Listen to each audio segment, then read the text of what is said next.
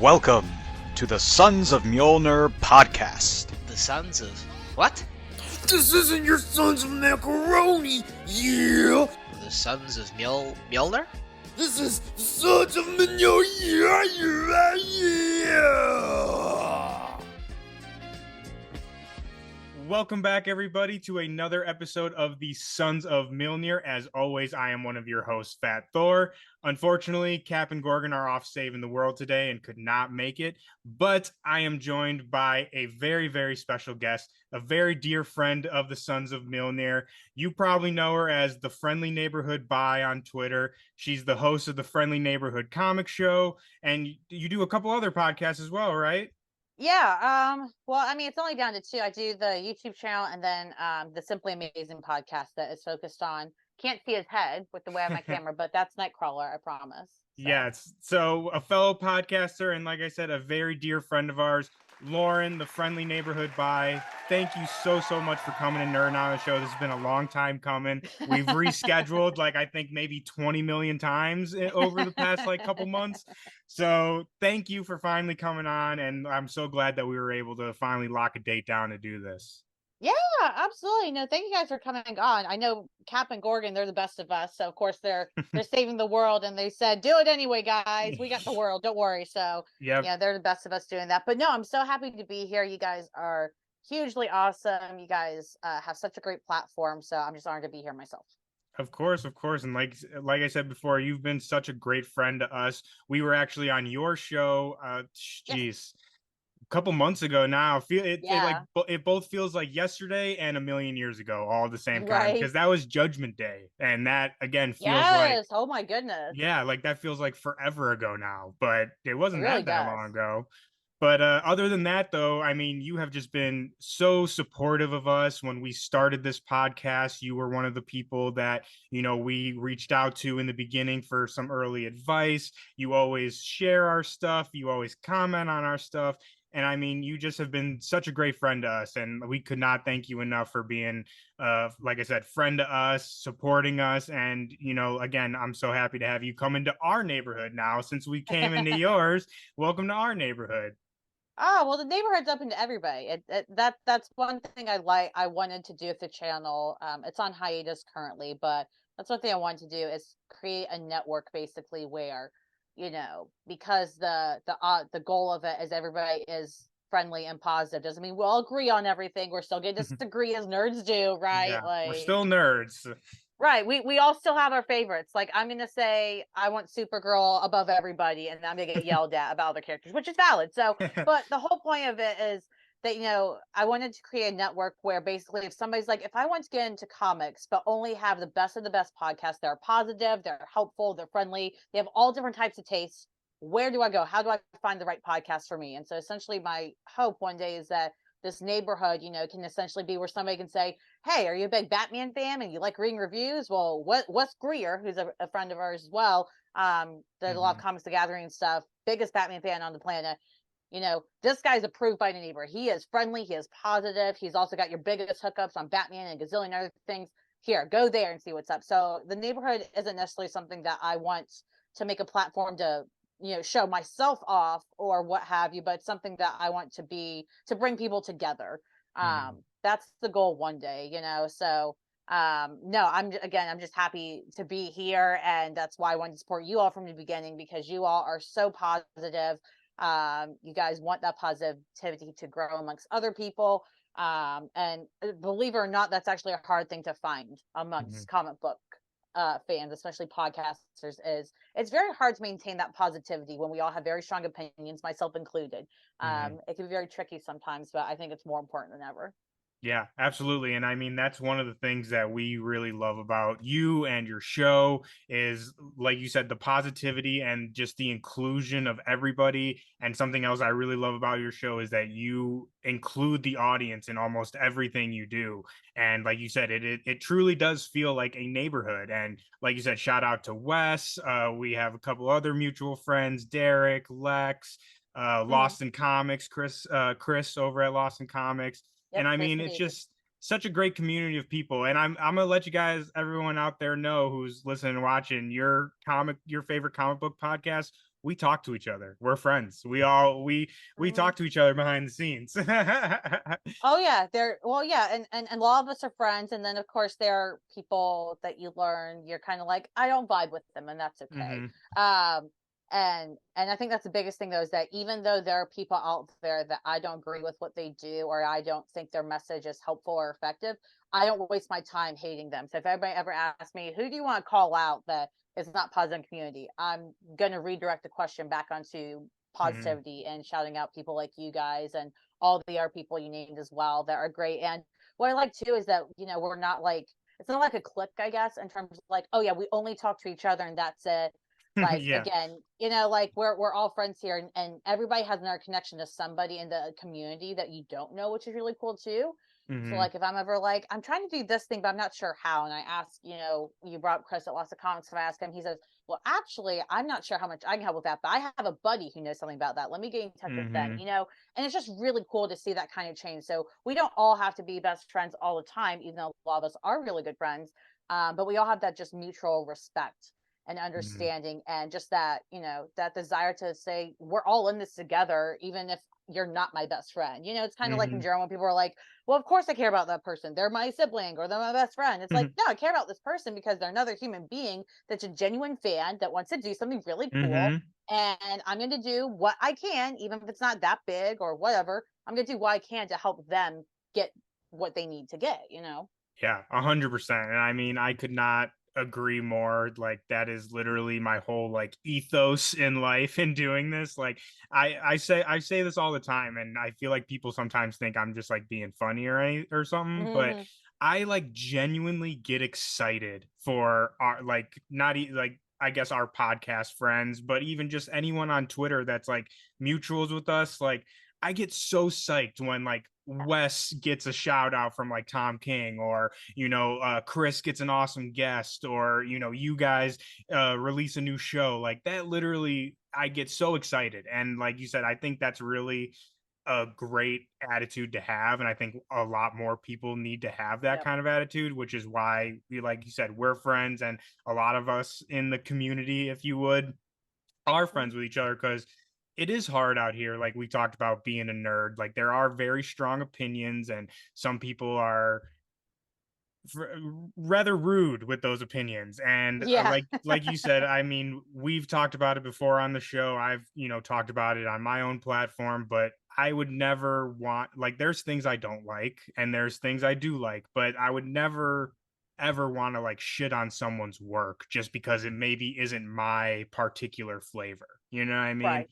And that's something I really strive to always do, is like I said, be positive. And I mean, all these creators, as well as you've interviewed way more people than I have, but no one goes into something being like, I'm going to fuck this up. Right. Everything that is made, whether you love it, you hate it, that artist or writer fully intended to deliver some kind of message with that, right? Or like Right. genuinely believed in what they were doing.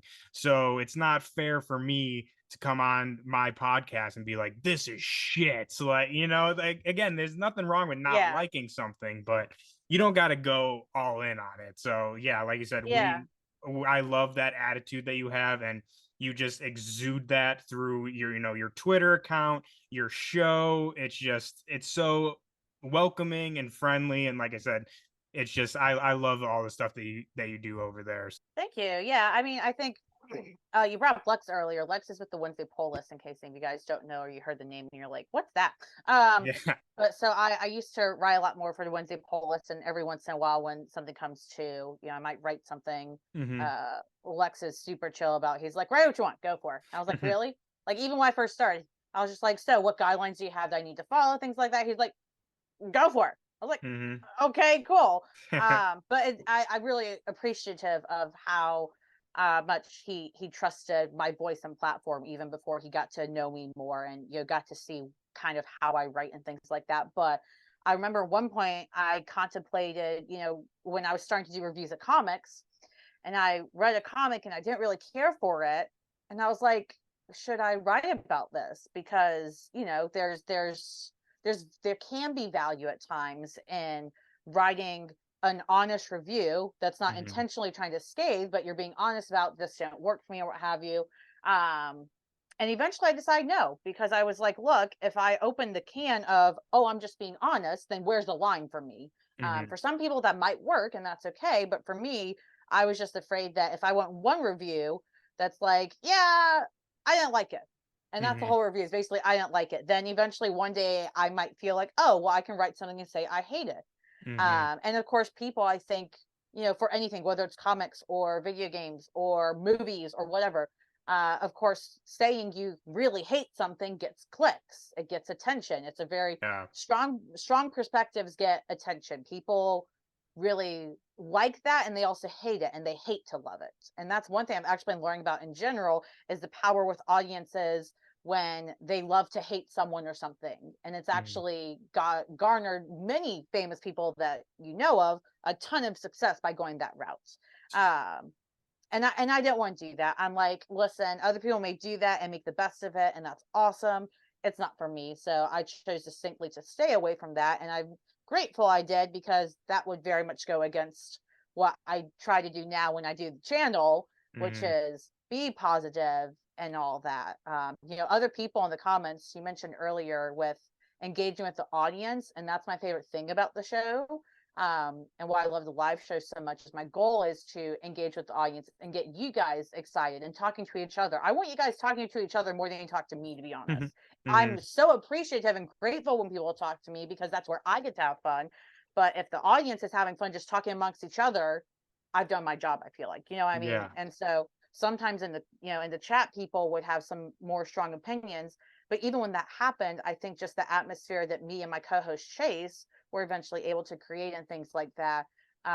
Even when people had those strong opinions, it seemed people took them better than I guess they would in other contexts. You know what Mhm. I mean? Whereas like, if you go on some other big YouTuber's channel that probably has like 1 million subscribers and all they do is freaking complain about everything, well, then of course everybody in the chat's going to complain about everything. Yeah. So I think the power we have in our platforms is super important, and I can't stop anyone from using their platform to hate on things. I can't stop it. But what I can do is control what I want to bring into it. So that's Mhm. what I try to do. And I think, especially with comics, I think it's more important than ever.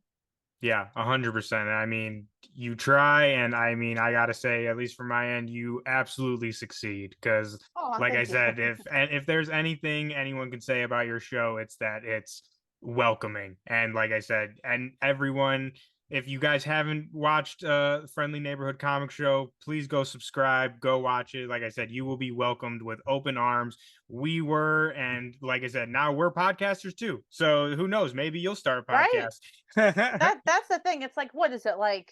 It's like Ratatouille, where the chef that the rat really loves, that Remy really loves, says anyone can cook, Yeah. and it's Mhm. like, listen, of course everyone can podcast. It doesn't mean everybody's going to have the same quality quote podcast. Everything is subjective as heck. It's not objective once you start doing it. You know what I mean? But Mhm. that's not what matters. What matters is that you can technically do it.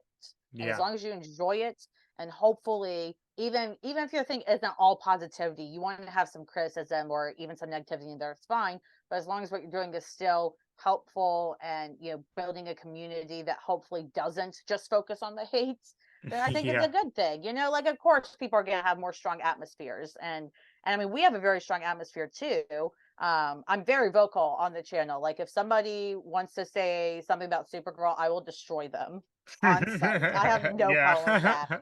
And I still let other people that may love other characters put me in my place Mhm. too. Yeah. I think it's that mutual banter, and that's the thing I think that makes it fun too, is that yes, we're welcoming, but we're not just like, it's not just like Blues Clues where everything's just like, oh, we're all happy and blah blah blah. Mhm. Like, yes, we're happy, and at times we get frustrated, and we're gonna be honest about it. It's important Yeah. to have a place where you can explore feelings like anger, frustration, sadness, and do it in a place where you're not going to get in trouble for sharing those feelings, and hopefully you won't hurt someone else's feelings by sharing those feelings. Yeah, 100%. And I mean, I totally feel you on the like trying to balance criticism and like you said, I mean, in nerd culture, it just comes with the territory. Like you're gonna have difference of opinion with someone, and you're gonna, you know, go at each other a little bit, but it's like it can still maintain fun, like while I may people out there know who follow me on Twitter, I am no stranger to dunking on dorks. I love to dunk on a good bad take, but I always try and do it in like a place of fun. Like even if like I Yeah. think this like comment is very, in my opinion, stupid, or like, I don't agree with this or whatever, I'm never going to be like, oh, you're an idiot, or like the Jane Foster Thor stuff is a great example for me. Like anyone who follows me has seen me get Yeah. into it with people on that. But again, I always like, at least in my opinion, I don't think I'm ever like mean to people. Like I just like, it's all playful, and Well, yeah, I mean, at the end of the day, it's the people they're being sexist for no reason, and they can't recognize that, yeah. right? And that's something that we're not therapists. We can't deconstruct that for them. So you Yeah, might as well have fun with it. Straight up. exactly. Like, Exactly. why? Like, it's not my job to be their therapist. And to that point with the sexism, like, it can be challenging at times being a woman podcaster, because there are Mhm. things I know that I could do that would get me certain levels of attention, I guess. Mhm. Like, I could dress a lot more cutesy or feminine. I could do this. I could talk in a higher pitched voice. Like, there's a lot of things that sound little that I could do, but it's a lot of things that like women podcasters do. Some of them Mhm. do it naturally. It's just who they are, which is amazing, Yeah. right? And then other people may do it intentionally because it gets views and stuff. And I don't fault them for that. But I choose not to do that because I can't not be authentic. And I Mhm. think that's really important with audiences. Like when I'm an audience member too, we see through BS. We see when Mhm. someone's inauthentic a lot of the times. Sometimes people like that. Sometimes people are like, oh, they're playing this character. This character's entertaining. So that beats the authenticity that matters. Mhm. But if you're not entertaining, then all you've got left is your authenticity. And you can't, if you don't have that, you have literally nothing to go off of, right?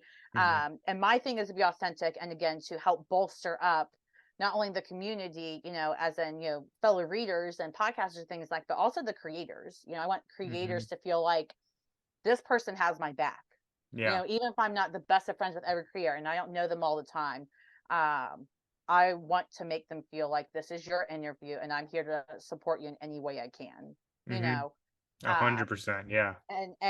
and I think a lot of people see it too, like especially when creators that come on to live shows, people get to kind of see that interaction live. And a lot of the interaction that or banter you see live that you may be like, okay, they're having up for a show. That's how we talk behind the scenes too. It's Mhm. just less filtered, probably. Uh, so I think that's it, that's one of the things that was really hard for me when I was like, let me take a step back from the channel for a while finally, is because Mhm. I so badly want to continue boosting creators' content and continuing to give people a positive place to talk about this stuff and also to interact with creators, like creating that bridge between a creator and how they can interact with the fans, beyond just Twitter and things like that, Mhm. especially now that Twitter is going to heck and I'm probably going to delete it. I haven't done it yet, but I'm just Yeah. waiting for the one day where I wake up and say, I've had enough. But I I'd keep say it for we're other all things. just like holding on that little thread, like maybe it'll get better. It's really tough and it's hard Mhm. because I have so many other interests outside comics as well. So like I keep Twitter now for like to see dumb wrestling tweets and stuff. Yeah. Well, I I'm mean, like, you got to stay in the news. You know what I mean? Like that's how I feel, at least with Twitter. It's like that's yeah, really all I have. Like I don't do Instagram or TikTok or any of that. So it's like I right. feel like if I'm not on Twitter, like what am I gonna know what's going on? I gotta put on like the actual news on TV. What the hell is like what if it's Why don't you do 1965? that? It's funny you mentioned that. Like Twitter really has become news. Like the first thing I hear about news nowadays, it comes to Twitter. So like Yeah. I'll tell like my parents, like, oh my gosh, did you know this happened? And my parents are like, no, where'd you hear about that? I'm like, Twitter. They're like, really? I'm like, I'm not gonna watch Yeah, WRL where all day. Yeah, Like, where no, do thank you you. hear stuff? What are you talking about? And I mean, it used not to get on a whole big tangent on Twitter, but it used to be relatively, at least in my opinion, a good place to get news because you'd see it on there Mhm. and people are literally live commenting on it like, oh, this is Mhm. bullshit. This is true. Like, here's the source for this. But I mean, that has completely gone to shit with everything going on now. You can't believe nothing. But getting back to you though and your show and comics and all that great stuff, you kind of led perfectly into something I wanted to bring up in a little bit, but I mean we can just get into it right now. I wanted to ask you, mentioned this already, being a woman in comics, and not only in comics, but in podcasting.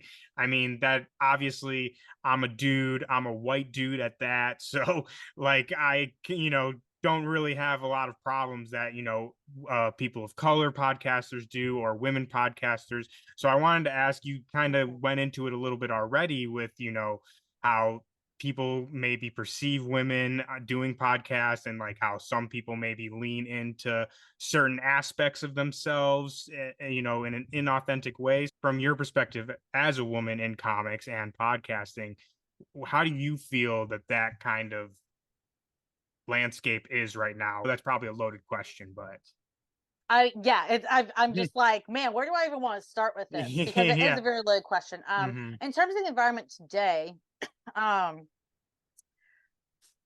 it almost feels like, other than we have more opportunity as women to actually do things and be supported and support each other, Hmm. it almost feels like we're in the same place though.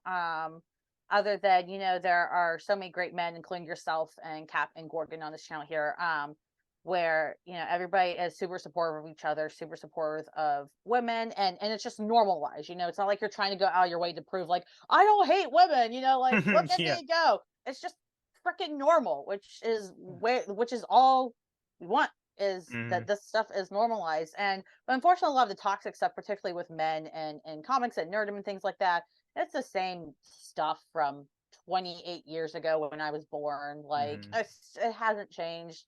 But the cool thing now is that now we have it where, just even though we still have quite a few people saying that stuff, Barbie is still $1 billion plus movie. Damn We straight. have men crying about how, oh my gosh, this film hates men completely. Well, there are plenty of men in that film that didn't feel that way, and they didn't do it just for the check. You know Hmm. what I mean? There were people writing the music of the movie that were men that thoroughly enjoyed writing all those songs and all their lyrics. Hmm. And same thing with comics. I will say specifically comics, though, it's more of a challenge because I feel like there aren't that many women comic podcasters, and if there are, they're attached to men. For example, like couples counseling, which they are both absolutely wonderful. They're a couple, they podcast together, which Hmm. makes perfect sense. I'm not saying they shouldn't, but again, it's not a woman podcasting, things like that. And even in my case, I started the channel by myself and things like that. I was actually told in the past, that I needed to have a partner, otherwise my show wasn't marketable. I was told that because somebody offered for me to join their network of something, and they said, well, Hmm. you get a partner. I said, well, this time, because it was early on, I don't have any plans. And they're like, Hmm. okay, well, can't do anything with that, but cool for you. And I was like, great. But eventually I brought on Chase, who I don't regret bringing on, because I wasn't worried about gender. I was worried about the right person. And that Hmm. person to bring on as co-host just happened to be Chase. It is tough though, because even for me, I'm a woman podcaster, and it can be tough even finding women guests to come on my show. Hmm. That is actually more challenging. And I'm a woman. And it's embarrassing when that happens, because I'm like, well, I should just know every woman, right? Like, I'm supposed to uplift all of us and things like that. And even if I know women that enjoy comics, a lot of them don't want to go live and go on a podcasting show or something. Hmm. And I don't blame them. Maybe it's their own personal reasons of anxiety and things like that. Maybe it's also they don't want to get attacked by men or something. I don't know, but it's confusing, I guess. And that's a big reason why I was so hell bent on doing the podcast without taking a hiatus as long as I did, because I'm just like, even though a lot of men watch my show, which is fantastic, it doesn't matter to me, because at the end of the day, I'm not only influencing women, I'm also I'm showing men in general, this is normal for a woman to podcast. Hmm. And I think that's important too, so that other men can, be like to each other, yeah, this woman does a great podcast. Wait, a woman's doing a comic show? Yeah. And they just act like it's normal, because to Yeah. them it is. Maybe the third guy it's not, but to them it is. And I think that's really important, because us women, it's not just our problem with sexism and things like that. It's everyone's problem. And I think it's important that men, when they can and all that, continue to, support and uplift women in ways they can, and correct other men too. which is something I've seen a couple of times from, people in the community that I'm close with that are men. And I really appreciate that. Even if it wasn't public that they did it, even if it was something behind the scenes. I think it's really important. So that's why I keep my circle close. That's why eventually I stopped worrying about views and things like that, which I think Mhm. helped me stay authentic too and stuff. Because I remember, I used to do this other thing in the past and they were starting to get worried about views and stuff, somebody involved in it. And I was like, why? We have people that love this. We love doing it. Mhm. Yeah, if we make money off it at some point, great. But otherwise, we didn't start this because of that. And Yeah. that's why we realized again with this channel was I don't care about the views. If I have 8 people watching every live at least, then I'm pretty happy because those 8 people are happy to be here. They go out of their way to make the time. And I think Mhm. that's something um, that is interesting too, is, kind of like that monologue in Barbie being a woman, there's all these contradictions, right? And so I think that's also why that's one thing I do intentionally sometimes is I really try to emphasize how grateful I am for this community and for the people and things like that. Because A, it's true, and also B, because I never want to boost my ego so much that people are like, oh, this girl is this woman's a freaking bitch, for lack of a way of putting it. She just thinks she's almighty and all that. Mhm. And I never want to seem that way. So it can be hard for me to accept all the nice compliments and stuff because I'm like, I'm trying to keep myself grounded. I Mhm. want to stay as grounded as possible because people receive that better. And I think it also helps me be as real as possible with the community too, so that I never ever get this power hungry vision or something that I think all of us are susceptible to in the right situation. So, Mhm. but yeah, being a woman, it's weird. It's kind of confusing in the podcasting community, but I'm pretty lucky because again, I feel like I have a nice tight knit audience, and the people that have come in that are newer recently, they seem to be really great people.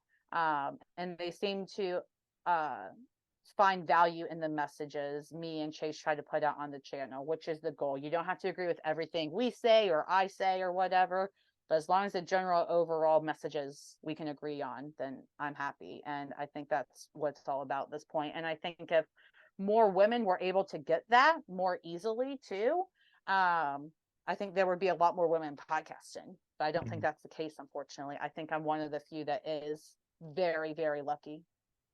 Yeah, and I mean, just hearing you talk about it is just like, man, all the stuff that you have to think about. That, like I said, I mean, you just talking about, like you said, oh, I gotta, make sure I'm, not too humble or not too this and not too that, and I mean, I Mm, just that's why it is so. I mean, again, people who follow me on Twitter, who have watched our show, that's why it's so important to us. Like that stuff just eats at me because, like you said, and we've talked about already, comics, in my mind, comics are for everybody. And the same way right, that, I looked at Thor and was like, that's my dude, like I see myself in that, like everyone deserves to see themselves in these characters and to feel like they could be these characters. The fact that people don't get that, it's just we could talk about for hours about that. But yeah, like I said, right, I really appreciate you stepping out there and being authentic to yourself. And I think it goes back to what we were talking about a couple minutes ago about being authentic and being true to yourself. Because I think that there's a lot of people out there that aren't authentic and are just right, looking for the views and oh, like I'm gonna say this because people are gonna get mad at that, what I mean? And that's something we've talked about here on our channel too, behind the scenes, is that we're here because we love comics. I mean, that's why we're right, all here, right? And if anyone watches our show and is like, hey, I want to check out that comic, or that sounds really cool, like, then my job is done, and I think right, when you start focus, which don't get me wrong, I mean, you've done it, I've done it, anyone out there that podcast that's done it, you're upload a new video and you're like, oh, how many views has it got, how many people watched yeah, it. But again, at the end of the day though, it's about the love of the medium. And if two people watched our show but they loved it, that's what it's about. And I mean, just having the opportunity to come nerd out with great people like you. I mean, what else could I ask for, right? Like that to me is another Yeah, major thing about doing all this that I think makes it worth it. it does. And it's one thing I realized, and I'm still trying to figure out what to do with this information, because one thing I realized is a lot of times as podcasters, so we have very hectic schedules a lot between our own personal lives, work, and then when we choose to podcast. And so a lot of times the only times we get to actually sit and just talk with each other, like not try to schedule something, just sit and talk like Mhm. this. It's when we podcast. And so we'll Yeah. talk forever and ever and ever for like 5 or 6 hours sometimes. Like I've done like sometimes when I've done the live shows in the past, and Chase and I have somebody else on with us.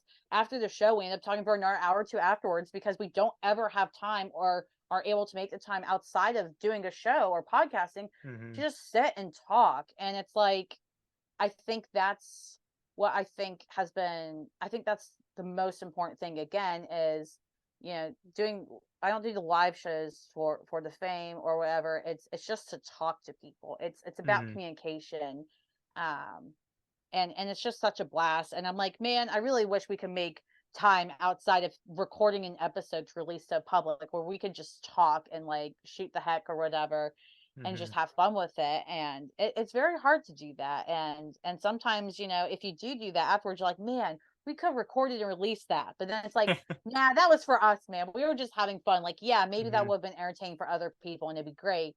But man, that was just our thing, and that's okay. And I think that's challenging too with podcasting, is remembering that, hey, some things you don't need to record and release to the public. Some things you Mhm. just deserve to have for you and whoever else is involved. And that's fantastic. You know what I mean? Yeah, absolutely. And I think that honestly kind of leads into another thing I want to talk about. I wanted to talk about burnout a little bit. And you mentioned this already previously, that the Friendly Neighborhood comic show is currently on hiatus right now. Yes. And I know that I feel like this is something that a lot of people are afraid to talk about, and or are kind of embarrassed to talk about. And Right. I know me personally, I have 100% felt this and feel this all the time. And Yeah. it's like it makes me feel bad about myself sometimes, because like my job is literally to write about comic books and talk about kind of like, oh, poor me. But sometimes though, it honestly, like, if like I'm like, when's the last time I read something just for fun? Like, not just, don't get me wrong, Yep. I have fun reading everything, but a lot of times, especially, with what I do now, everything I'm reading is for review or for a podcast or research for an interview or Yep. research for an article I'm going to write in the future. So I wanted to ask, and another good friend of ours, Sean, actually, from the Caption Life, he's also taking a hiatus.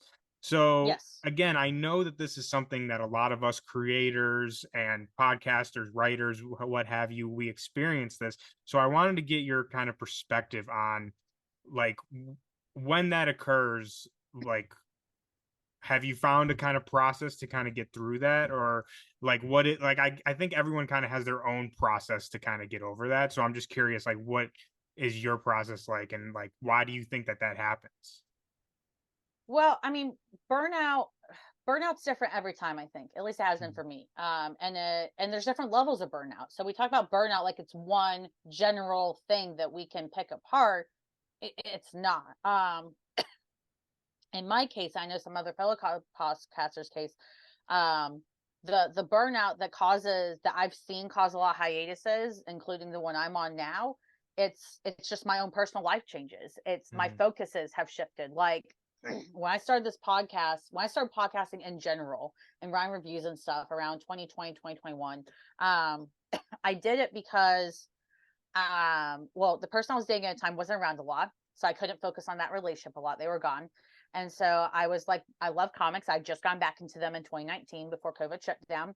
And I said, well, what if I could do something else? Like, what can I do? And so I remember at one point, I actually tweeted about Philadelphia. That was one of the first newer comics that got me back in, was Philadelphia. One of my friends had recommended to me, one of my best friends. And I read it and loved it. And so I went on Twitter, and I think my friend had mentioned to me that the creators seemed pretty active and talkative on Twitter. So like, hey, tweet at them if you want. So I randomly tweeted at them, and they actually replied to me. Rodney Barnes specifically did, the writer, and I've interviewed him. He's absolutely lovely, but it was just so cool to me at the time. I was like, oh my god, a creator actually talked to me. Like, Yeah. what? Mm-hmm. And at the time, it also unlocked this community with the Philadelphia fandom, in terms of there were a couple of people in the Philadelphia fandom that I started talking to, and that because they're like, yeah, this is great, blah blah blah. And so we started following each other and became mutuals.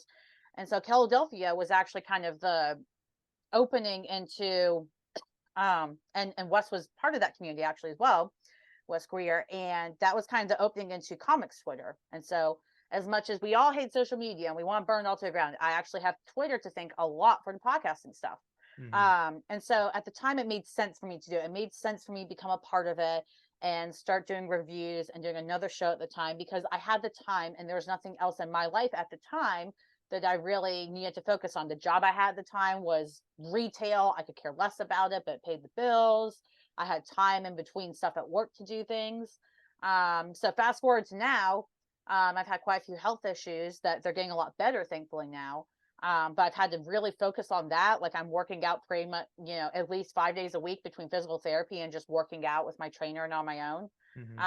And it's exhausting, believe it or not, especially when you're actively, like, I had to fix my jaw, and then it was my neck, and now it's my shoulders and my back. And I don't know anybody else that's listening to this or has done this before. Building up your shoulders and back when they're messed up and you didn't know it is exhausting. And nobody tells you that. It is exhausting and painful, but it's important. So I've been doing all that. And on top of that, I have a really great partner now, different than my previous partner I mentioned years ago. And, I get to focus on that a little bit more, which is really nice. And, my job, I have a much higher level in this new company I work for that I plan on staying with as long as possible, as long as things stay great. I'm very valued in the company. I have a very important role. It's hard for me to take days off, not because they won't give them to me, but because they need me a lot of the time. But anyways, and so all these new aspects, like, I have all these other things in my life pulling me now. And the comics podcast stuff is here, like, but what about me? And I'm like, that's a great question. What about you? And on top of that, not only is the comics podcasting being like, what's going on, but my comics love in general. It's not that I don't love comics, but I hardly read my comics. And lately I've even been contemplating cutting my poll, not because I don't want comics, but because I'm not getting the same enjoyment out of going every single week now. Maybe I just need to go to trades or something, who knows. And so I think that's what causes a lot of these hiatuses is personal stuff. Our lives change around us, and how we're using our time changes, and what we need to do. So that's what I've seen happen a lot, and that's kind of what finally kicked it with this hiatus. Even before the health issues, though, I've been kind of feeling it before, the burnout at least. And I think it was just more, it was trying to figure out at first, like, what I want to do. And I still am. Like, if I do ever decide to start this again, I hope to. I just don't know when or whatever. But I want to do it when it's right. And when I'm like, this is my vision. Even if it doesn't go right, that's okay. But I feel motivated. And I know doing this is going to give me some fulfillment in terms of reaching my goals, which are helping the community, helping creators, having fun, things like that.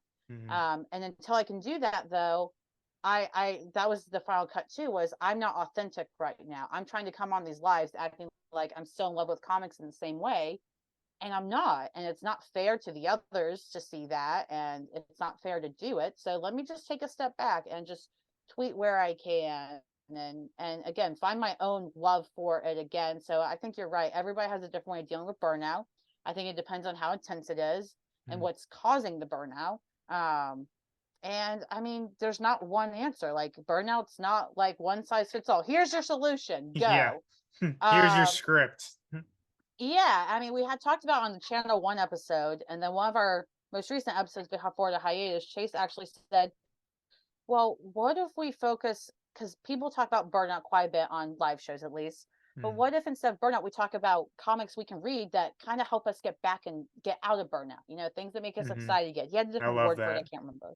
Yeah, and I did too. And I was like, oh my God, you're completely right. We should totally do that.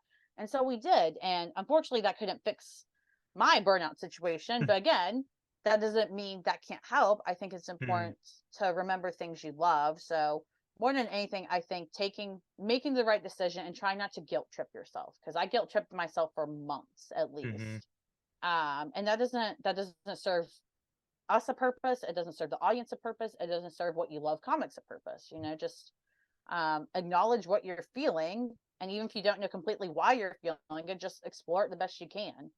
Take your steps back. But at the end of the day, podcasting's not going anywhere, hopefully, as long as the world doesn't end. Yeah. And I will say, like, part of the challenge too with podcasting now is a comics podcasting specifically is the Twitter situation, and now everybody feels dispersed. Audience member, like, people aren't on Twitter as much, or they're gone completely, and it's kind of like, well, how do I grab people's attention? And also, how do I connect with people in general now? Some people are using Discord, some people are on Blue Sky, people are still on Twitter, people are on Instagram, Threads. I mean, what do you do before it was I could go to Twitter, and even if somebody else in comics had an Instagram, unless they were only an artist, they most likely still had a Twitter. 90% of the time they did. Yeah. And now there's no guarantee of that. And so it's kind of like, man. So I don't know. I think, yeah, burnout is tough, and you just got to deal with it the best you can.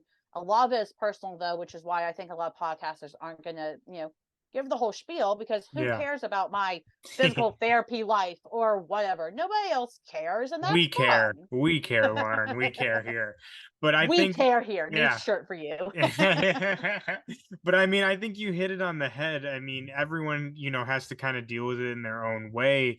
But I do think there is something to be said about like I said, the burnout specifically in the comic kind of space recently. I know even Gorgon, co-host of the show, he pulled back his entire pull list, and he's only picking up trades now. And I mean, that's more so of like a time kind of thing as opposed to like a passion thing.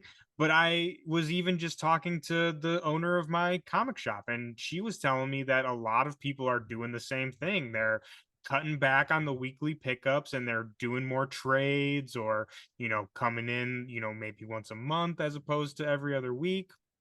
So I mean, like I said, I think burnout is very real, and I think it's something, like we said, everyone deals with that. But Right. Speaking of burnout and kind of helping with burnout, one of the books that actually did this for me recently, and I know that you are a huge fan of, and I want to talk about it, is Supergirl, Woman of Tomorrow. Yes. By Tom King. So like we were just talking about, I was kind of feeling a little like, man, like a little burnt out, like I got, all this stuff to do. And I was like, I just need to read a book just for fun. Like, I'm not doing a review on it. I'm not podcasting about it, just purely because I want to read a book. And everyone out there knows I make the joke all the time. I'm the Marvel shill. So I was like, we're going DC today, baby. Like, let's do it. And I picked Supergirl largely because I know that you are such a huge fan of it, and I've heard you seen your tweets about it and talking about it. So I was like, I know this is good. And oh my God, I messaged you after I read it because I was so blown away by it. But that book literally blew me away. Like, I love Tom King. I mean, Mr. Miracle, another phenomenal book. But man, that Supergirl book was so good. So besides nerding out about how good that book is, I want to ask, I know that you have a very particular love for Supergirl. And so I know you love this story. Would you say it's your favorite story of Supergirl? And if not, what would you recommend for the people out there to pick up if it's not Woman of Tomorrow? I would say it's her. I was so almost relieved in a way. But I was just so blown away myself with the story, and I'm so grateful still, because I was like, finally Supergirl gets her first epic story. Stories like Being Super, which is another really good Supergirl story. Mariko Tamaki, Joelle Jones, I believe. I have that as well. It's a good story. But I've been told in passion, this is one of Supergirl's greatest stories. And I was like, I read it and I was like, hey, this is a good story, but this isn't like a great epic that I go like, this is what defines Supergirl, read this book now. And like Superman has those stories, All-Star Superman, whatever I think of, that's just one I heard recently. Batman Year One, Batman The Long Halloween, Batman, like they all have theirs. Wonder Woman kind of has some, but they're less talked about, which I wonder why. Anyways, but so Supergirl, I was like, she's never had her first epic. I'm like, when does she get it, man? And so when she got this, I was just like, finally. And I really appreciate that because and I think the story is so good, not only because Tom King understood her as a character well, Mm-hmm. and I thought it was very interesting that he wrote from the perspective of someone else rather than Supergirl herself. Yeah. That was a very interesting choice. I've heard the story, and I've also personally compared it to Superman Up in the Sky, which I actually have. Mm-hmm. So if you like Superman Up in the Sky, you'll like Woman Tomorrow. It's still a little bit different, of course. But I think it's better than Up in the Sky just by a little bit, to be fair. But because Supergirl is a different character than Superman, people are like, well, why would I read Supergirl? Superman and Supergirl are the same. They're not. And a lot of it is, just their personal experiences as characters, what they've gone through and what they triumph over. And they're both phenomenal. I love Superman. Straight up, I do. But I think Supergirl's character is so unique. And I think it's so cool that despite DC continuing to hold her back as a character for some reason, like Tom King wanted to do 12 issues of Woman Tomorrow, and DC said, no, you get only 8. First of all, how do you tell Tom King, which again, right? I'm not saying he's the best writer, but he's a very well liked, he sells books right now. How do you tell somebody like that, no, you don't get more to sell us? Like, why would you do that? And two, I mean, why? The guy wanted to write it, So, anyways, I'm going off topic because I'm getting distracted. Oh no, please, let's keep going. I agree. 12 issues. Let's do like. Listen, I won't go on a tangent about how DC just doesn't do anything. They do little things with Supergirl, but they never give her the full mile. They say you get a quarter here, you get 3/4, and it's like, why do you keep doing this to a character that people respond well to? Woman Tomorrow was very well responded to, not only by you and I, but so many other people. It sold well. And DC said, okay, that's enough. And it's like, why? So anyways, but yeah, I think it's a phenomenal story. I think it's a first epic. I hope that we will get more epic stories, because here's the thing. I don't want just one story to be the greatest Supergirl story. I want so many. Just like Superman has many great stories. Batman has many great stories. And there are many that I enjoy. But that's the cool thing about those characters is you get many phenomenal epics. Yeah. Like, why can't other characters like Supergirl, like Wonder Woman, even other male characters have those? You know what I mean? But another good Supergirl, the Supergirl run I enjoy the most is Supergirl Rebirth. But I will say I am biased because my love for Supergirl started with the CW show, and Rebirth has aspects of the CW show in it. It's not completely the CW show, but it has aspects. So I'm definitely biased. But I think Steve Orlando did part of that run, and I have those. I've met him. He's lovely. And in particular, I actually bought it today. I was at a comic shop and I found a single issue of Supergirl, like 19, that Steve Orlando did or something. And it's a great story. It's a very simple, like average story in terms of like human wise. But it's so cool because it's, this MB kids trying to come out and they're feeling out of sorts, and of course they're getting bullied and things like that, and eventually Supergirl rescues them, and the kid comes out as non-binary to Supergirl, and Supergirl doesn't question it one bit. Supergirl doesn't bat an eye, just goes, yeah, and you just deserve love and all this stuff too. And such a wonderful issue that even having it in trade form, I still wanted it as a single issue, so I bought it. But I love that run as well. So those are kind of my definitive like Supergirl things in a moment, or Woman of Tomorrow and Rebirth. If the wordiness, like Tom King's very wordy. It is a wordy read for sure. I will say that. And like the way that the girl talks is very like, it's like a weird mix of like old English with like modern kind of weird. That's Tom King's writing. Like love him, hate him, in the middle about Tom King, sometimes one or the other. That's how he writes. He picks characters that are almost like scholarly. He tries to write them very scholarly in how they talk. Of course, he's written characters that haven't, but he writes like that. So if that's a little too much for you, I get it. I still think the series is worth getting through, because I remember the first issue or two, I wasn't completely sold on Woman Tomorrow yet, but it was completely worth it by the time you get to 3 or 4. And eventually I realized why Tom King wrote from that kid's perspective rather than Supergirl's. Because I was like, why would you write a Supergirl story and not from her perspective? I don't understand. And then we get to like issue 4 or 5, you realize, oh my God, this is why. Because there's one issue that is probably my favorite, honestly, the whole thing in particular is all the issue is Supergirl basically trying to stay alive and Ruth trying to keep her alive.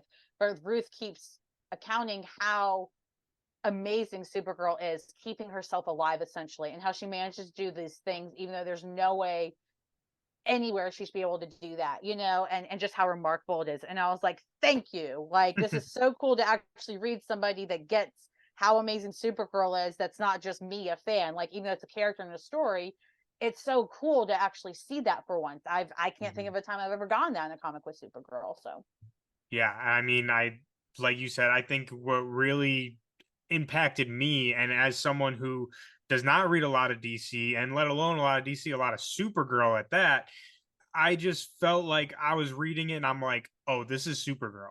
Like, this is what, like you said, it's like if someone, which seems crazy in my mind, but if someone was like, I have no idea what a Superman or a Supergirl is, I'd be like, here you go, dude. Like, this is the book for you. Cause, like, I mean, there's just that issue that you mentioned where it's like going through all of her feats. The one that really stuck with me, and again, that I was like, oh, this is Supergirl right here, was I forget exactly the context of what's going on, but there's like an alien guy digging all these graves for like these people, and she comes by and she's like, well, like, what are you doing? And he's like, oh, like my entire family basically was killed, and like I'm digging all these graves for all like the people of this village or whatever. And she like just used her super speed and like digs all the graves and stuff, and I'm like, I don't know, it just like that moment was just so great. And it just was one of the, I'm sure everyone out there who reads comics, I know that you've experienced this, but you read a panel and you're just like, ooh, like, ooh, you yeah. can like physically feel it hit you. And I was just like, God damn, this is good. And like I said, I think it, like you said, it just exemplifies the character of Supergirl so well. And as someone who isn't an expert on her character or like reads a lot of her, I was just, like I said, blown away with how great that is. And I think it really didn't go too deep into it, but it at least reminded me of the reason I love Supergirl. And I think that something that a lot of people don't think about is I think Supergirl is interesting almost for the opposite reason that Superman is interesting. And so to me, Superman is interesting because he's an alien who's like an American, right? Like, it's like, yes, he is from Krypton, but dude's a farm boy, like through and through. He's a Kansas farm boy. Like, he's more human than a lot of people are. And I think that's like kind of what his thing is. But Kara, on the other hand, she grew up on Krypton and she's full on Kryptonian. Yeah, I mean, and that's the thing too. I try to be careful, differentiating Supergirl and Superman because I don't want people to think I'm opposing them to each other. But there are differences, and you can't win. I was actually talking with my siblings about this one day. I was like, I can't win if I talk about Supergirl and Superman, because if I say they're different, then people are like, but they're both supers and they have the same powers. Why do you care? But then if I say they're not different, then people start telling me how they are different, and I can't win. It's just this never-ending circle. But I completely agree with you. Like, that's why I think Supergirl should be the leader of the House of L. She should be in charge, not Clark. Yeah. But again, do we know Superman's other name by Clark or Kal-El the best? Clark. Kara's Zor-El. Like, and that's okay. That's normal. There's absolutely nothing wrong with that. And I've always said, for a couple years now at least, Superman is Earth's hero, but Kara is the galaxy and the universe's hero. And that's what I really love about her, is that, kind of like you said, yes, she can help us humans on here, and she does, and she is very human in her own right. She has all these great emotions and things like we do, but she can go to any other planet and she can still have empathy for them, and she can still say, let me help you. And not that Clark can't do that as well, but he will always have the most empathy for Earth by default. And while Kara, in a lot of cases, because she ends up living on Earth as well, may end up having some more bias too, I think at the end of the day, hope is hope to her, right? And while I know Superman, or at least Superman John's phrase changed Superman. Clark's is still truth, justice, and the American way, or whatever they changed it to. But Kara's is hope, and compassion for all. And I really personally love that. Because especially for her, because Clark, sometimes I feel like he's almost he doesn't get angry. He's such a great person and a great character that even when he gets angry, he doesn't let it affect him very often. You know what I mean? Like, of course, there are times Superman gets angry a little bit, but Supergirl, she's always angry. She's always frustrated. And I think, one, I don't always like that trope with her because it's the angry woman trope, which is annoying. But on the other hand, it's cool to have that representation in terms of I'm angry almost every day existing as a woman. I can only imagine being a woman or an MB, person of color, like putting even more labels than even I have together, right? I mean, the amount of fury we live with every day. And so I feel like it's very identifiable with Kara that she knows she's angry often. And as she's evolved as a character over the years, we get to see her, instead of just being the angry woman trope, and Superman Clark has to calm her down and say, don't do that. But it's evolved into, she says, okay, let me figure out what I can do with my anger. And we actually see that a bit in Woman of Tomorrow in that last issue. We get to finally see that final showdown, and she's angry as shit. And she ends up figuring out something else to do with her anger. It's not that she's no longer angry, and it's not that she never was angry. And so with Clark, I feel like we don't get that same message there, which is fine. That message is needed in his character often. Kara represents that, and I think that's what a lot of people resonate with and don't realize it too, is a lot of us we're angry right now. We're frustrated. Life is hard. A lot of these very real life things that I don't want to bring up because they suck, they're angering a lot of people. Like, they're hurting a lot of people. So what do we do with that hurt? Well, characters like Kara can help remind us what to do with that. And like, I even had this panel that I printed out here next to me. It's from Immoral X-Men number 8. It's Nightcrawler. And he's obviously one of my other loves, if you guys don't know. But there's a quote that I printed out, and I think it's so important. He goes, sometimes good people have to get angry. Sometimes good people forget that.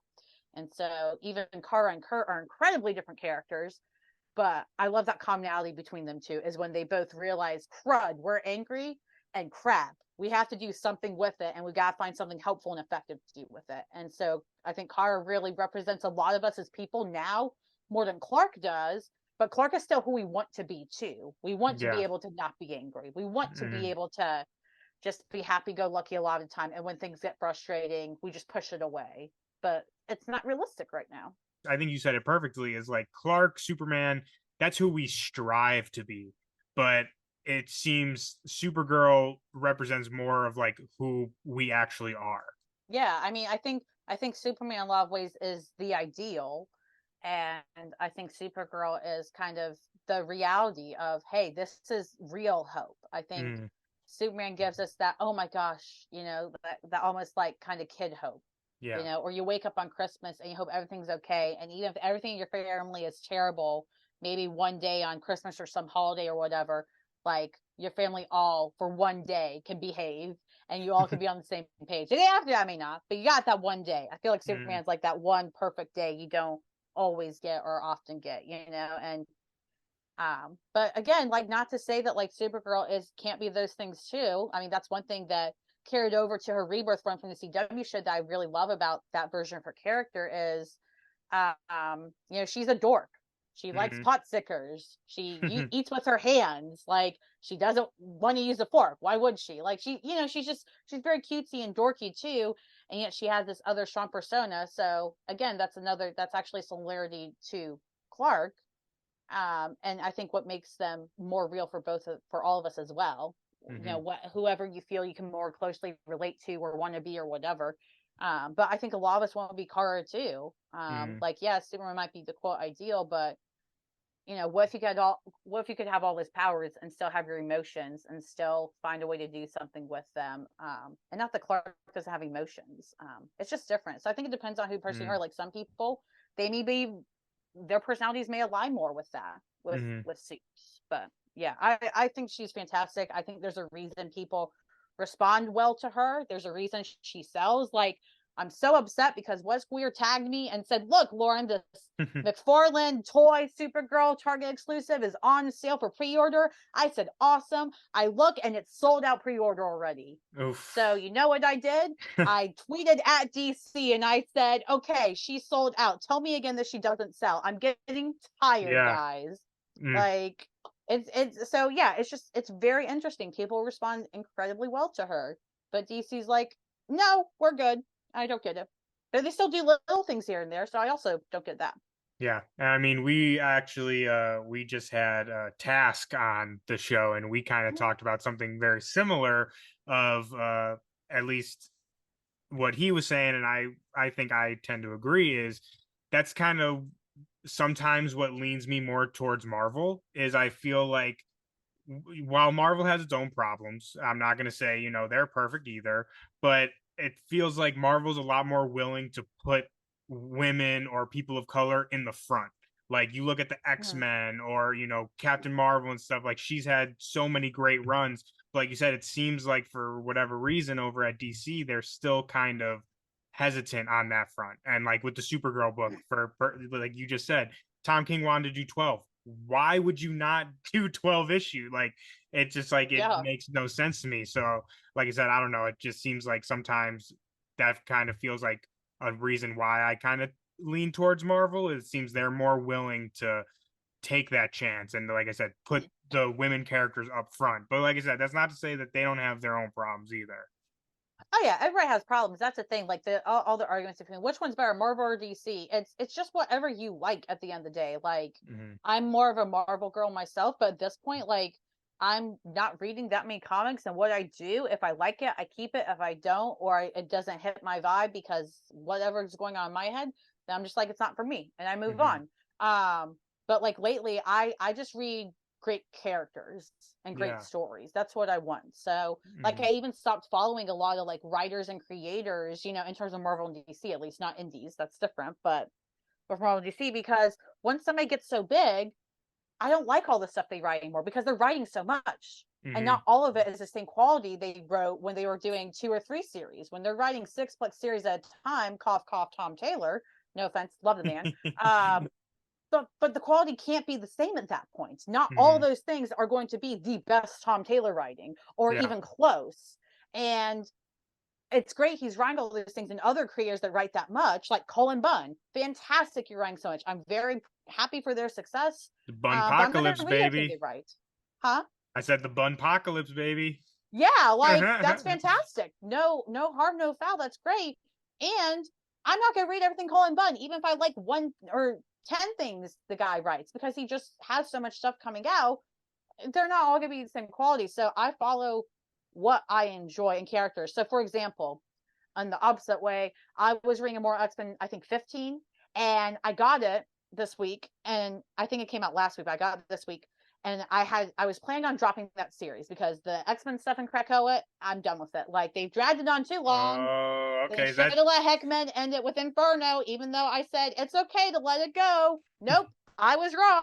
Yeah, like, that was going to be my next question is about X-Men. So we'll get into the X-Men stuff. Yep, Heckman should have ended it, but I've dropped every RX book, which except on King Spider-Man because it's Kurt, and I did enjoy issue 1.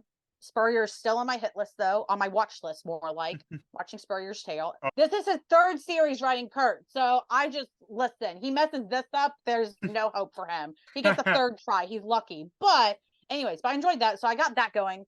And then I still have more X-Men. So I read issue 15. I was like, all right, let's see if I still want to get rid of it. I'm still playing on it, but I'm going to give it a try anyway. And I'm upset because son of a biscuit, Kieran Gillen is still a good writer. I'm like, I'm done with this Krakoa stuff, but I still enjoyed reading this. Dang it. So now that's staying on my pull list because if I enjoy it, why get rid of it? Yeah. His Eternals was phenomenal. If you haven't read that. I heard, yeah. Yeah, that is super good. And I mean, he wrote like the best Kurt I've read in decades. He wrote Immortal X-Men 8 with Kurt leading and from his perspective. I'm like, can we get Kieran Gillen to write Kurt next? Like, I swear to God. Like So that leads perfectly. Like I said, I want to talk about X-Men. So this is kind of like a running joke that we've had for a long time because how Mm. long has it been now? I mean, probably since we started becoming friends, how I've been saying that I'm catching up on my X-Men books. Yeah, But you never actually catch up. I no, have multiple people that say the same thing. They're always a couple months or a year behind. I'm like, I will "Shit." say, in my defense, I made it through. I think Marauders is Nice. so. I'm Gorgon would say a lore whore. That's what he likes to call it. So he's one Uh-huh. too. But I love like the lore stuff, right? So like when I start something, I want everything. So I didn't just Right. like I wasn't like, oh, because I read House and Power when they came out. So I was on the Yeah. ground floor and then just got away from me. But I was like, if I'm gonna do this, I want to read like I'm not a picky choosy type of guy. Hmm. So I'm trying to read it all. And like I said, I think I got like through Marauder, so that I think that was what Sword of X was in there. I read uh I don't know. Like I said, there's so many freaking X books. That's exactly what I want to get into. Is so there's so many X books. The Krakoa age has been going on for what 2, 3 years now. Started in 2019, Well, it's been 2018, going on maybe. like 4 years, 4 years. Yeah, and so you are a major. I'm a big X fan, but like I said, I've been so behind. I've been trying to catch up, but I want your perspective as an X fan, someone who's been following the Hickman era, the Krakoa era, all that. So I saw a tweet maybe a couple weeks ago now, and I'm not going to call out the shop who it was, but they made a tweet saying how the X-Men books are like dropping, like Yeah. skyrocketing downwards, and talking about how like all these people are dropping X-Men from their pull list and this, that, and the other. And from my perspective, from the outside looking in, so like we talked about, I do the comic reviews. I obviously do this podcast. So like I'm pretty active in the community, if you would say. And it seems like to Mhm. me, from the outside looking in, everyone was loving the Hickman era, and everyone's been loving the like. All I've seen is people being like, "Yeah, this was awesome," or "This was awesome." So I'm curious for you. Obviously, you don't speak for everyone, but in your opinion, where did that start to fall off? And not only where did it start to fall off for you, but we just got the announcement of what is it, Fall and Rise of Right. X? Yeah. So, and that's being talked about as it's going to be the end of the Hickman era now. So, again, where, what is your thoughts on the state of the X-Men right now in this whole Krakoa era?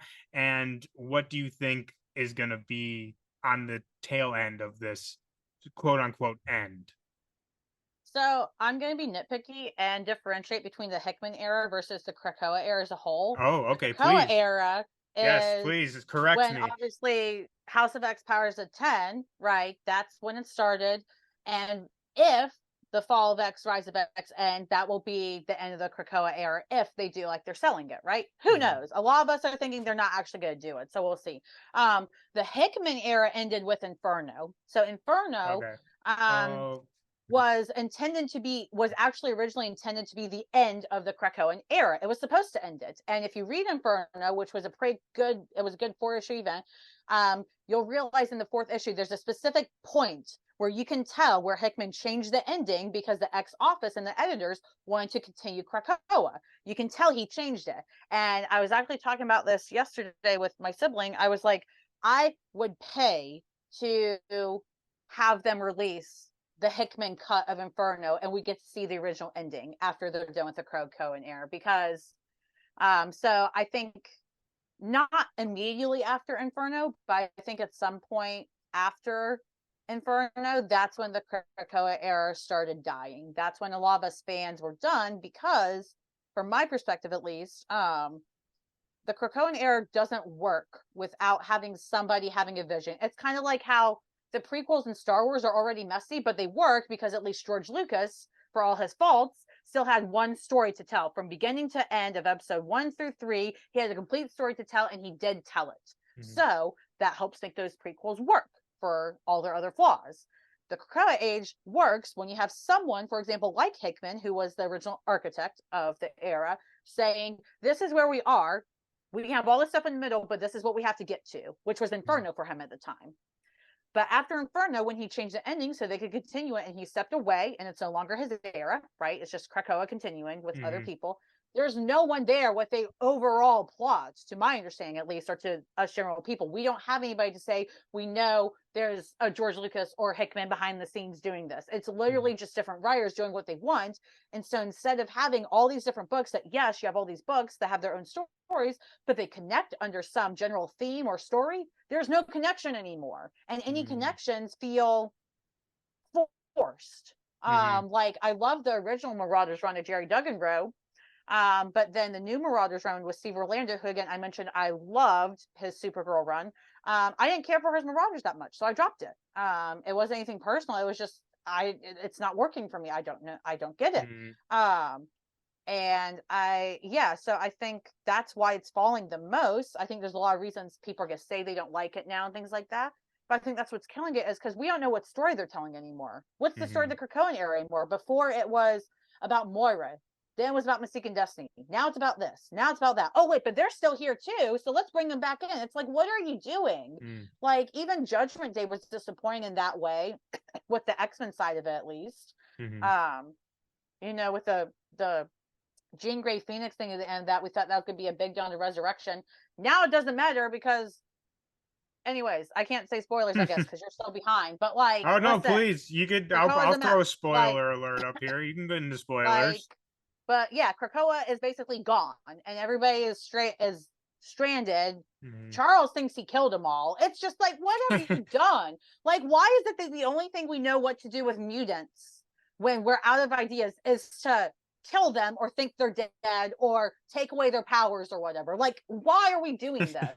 And so it's just so frustrating. Now, the reason Immoral X-Men still worked for me, even though I'm furious with this era and pretty much done with it, is because the characterization Kieran Gillen did with some of the characters was so enjoyable. Specifically, Celine was hilarious in that issue, so good for her. But yeah, I'm done with the Krakoan era, because it's like when you have something really good and you're like, okay, let's keep doing. It's like the show Supernatural. I didn't watch it. It was supposed to end with the fifth season. Yes, the creator. Yep, the creator Mm. wanted to end with season 5. They said no, keep it going. The creator left. Then the show goes on 15 seasons, and even by the end, people that still watch the show are like, yeah, this isn't a good show, but I have to watch it. And it's like, just end it. Yeah, that ending they had for season 5 was perfect. Like, it was literally, that was the perfect ending. And that's so funny you bring that up, because as you were talking about that, I was thinking Supernatural, because I was such a huge fan of that show. Not to go on a tangent, but I have to talk about it since you brought it up. I was such a huge fan of that show. Like, I'm talking, like, I'm looking up 67 Impalas for sale in my area, obsessed with that show. And yeah, after season 5, man, I mean, I stuck with it for a little bit, but it just totally went off the rails. And like I said, it was just so frustrating, because it was, in my opinion, that was a perfect ending. Like, if they just ended it there and never had another episode, I would have been completely fine with that. So it's so interesting to hear that that's how you're feeling with the X-Men books, because like you correctly reminded me, but I knew that Hickman left after Inferno, but I was under the impression that he was still kind of, hand in the background, kind of blueprinting things out. I wasn't aware that he just like completely was like, see ya. No, he left the X office entirely. Oh yeah. See, I thought he was still kind of coordinating things. He's doing that new Gods book that's coming out. Like, not necessarily New Gods, but some book having to do with gods in the title is coming out. Then he's also doing that Ultimate Invasion series, I guess. Like, so I don't think he's had a hand to X office since he left. I really do think he was like, cool, have fun, I'm out. Because again, that was his story. It was up to Inferno. And I swear to God, at the end of Inferno, Mystique and Destiny were supposed to burn down Krakoa or something. But he changed the ending so that didn't happen, because the X office wanted to riot. And at the time, I as a fan was like, maybe some more Krakoa wouldn't hurt. Now I'm like, dang it, I wish they would have ended it. Please end it. Kill it. Well, because I'd rather like go out on a good note and say, man, it would have been nice if we had longer, but at least we had it, and it ended on this really cool note. But now I'm like, you guys ruined it. Like, yeah. And I hate when, like I said, I hate when that happens, when it's, don't get me wrong, for most things, I'm a pretty easy critic. Everyone knows that. And it's like, hell, you want to give me 50 issues? give it to me. No, I'll eat it up. But Right. from a story standpoint, though, there are some things that it's like, okay, this needs to end. Like, while it's like, yeah, it would be great to get more, like, from a story perspective, this is where this needs to stop. And I think that Right. with a lot of things, especially X-Men, it's very easy to forget that and just like, yeah, keep it going. And we throw Yep. this book out there, and then Wolverine comes, and then Nightcrawler, and then blah blah blah, and they're on Mars, and like all this crazy shit. So, like I said, that's just Yeah. very interesting from being on the outside. Like I said, knowing that. So it's not just me who's confused. People who are Nope. reading the book are even confused. Yeah, we've been confused. I mean, Yeah. I think that's where honestly, a lot of the frustration isn't just frustration. It's coming from, why is this happening? Why are you doing it like this? I mean, Mhm. Hellions, which is in the original, Hickman era, Mhm. it's one of my favorite series ever. I mean, I was so shocked how much I love the series. It was so funny. It would Mhm. have me crying, laughing, and then 2 pages later, I'd be crying in actual sadness. And it would do that almost every issue. It was so, I mean, Zeb Wells did phenomenal with that, which is why it was so surprising. Again, this is why you got to be careful what creators you follow, and you got to read a bunch of their stuff before you start worshiping a creator, because then he goes to write Spider-Man, and people had words about that I don't know anything about, other than they had words, because I'm not a Spider-Man person. A But lot of like, words, I'll tell you what. yeah. And it's like, just because somebody is good at writing something else doesn't mean they'll be good at writing something else. Does that make sense? Mhm. Like, Oh, just absolutely. because he was great writing Hellions, which again, he was phenomenal that run. He was a genius there. Doesn't Mhm. mean he's great at writing Spider-Man. And I think that's why too, like, this kind of a little off topic, but that's one thing that kind of stinks in terms of seeing comic creators get bigger and bigger, is they get more projects, which is great. They get to write bigger characters, which is great. And sometimes that means they take on characters that they think they have a great idea for, and then fans read them and we're like, so you were trying to do something, but like, I don't know what it was. well, that's like Cy Spurrier with Nightcrawler. I read some of his interviews. I've heard some of them. He really thinks he knows. He really thinks and believes he is writing Kurt as authentically and genuinely and well as he possibly can. And I'm sitting here like, so we just have two different understandings of the character then, Yeah. because Kurt is not a religious zealot. He's just not. Okay, religion is a part of who he is. He's not zealot. That needs to go. Mhm. So that's why I'm enjoying Uncanny Spider-Man #1, is because there's less of that. There's still a little bit that he's throwing in there, Spurrier, that's annoying, but they're throwing back in Kurt's flirtiness, his swashbuckling, being a pirate, sword. They're throwing that stuff back in. I'm like, thank you. Mhm. Yeah, and I mean, like you said, there's just so much X books coming out. It's like you said, everyone is confused, and I think that's like, for the people in the Marvel office, it's like, okay, that's how you should know that shit's not going well. If you're, people who aren't reading and are reading are confused. Because I mean, that's one of the reasons why I've been so slow to catch up, is because I'm just like, there is just so much going on. It's like, it's daunting, honestly.